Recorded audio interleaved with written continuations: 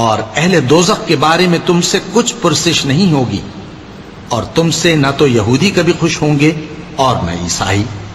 یہاں تک کہ ان کے مذہب کی پیروی اختیار کر لو۔ ان سے کہہ دو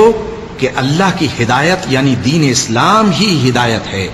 اور اے پیغمبر اگر تم اپنے پاس علم یعنی وحی الہی کے آ جانے پر بھی ان کی خواہشوں پر چلو گے تو تم کو اللہ کی پکڑ سے بچانے والا نہ کوئی دوست ہوگا نہ کوئی مددگار۔ جن لوگوں کو ہم نے کتاب عنایت کی ہے وہ اس کو ایسا پڑھتے ہیں جیسا اس کے پڑھنے کا حق ہے، یہی لوگ اس پر ایمان رکھتے ہیں، اور جو اس کو نہیں مانتے وہی خسارہ پانے والے ہیں۔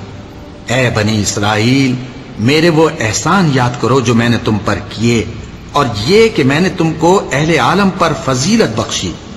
اور اس دن سے ڈرو جب کوئی شخص کسی شخص کے کچھ کام نہ آئے اور نہ اس سے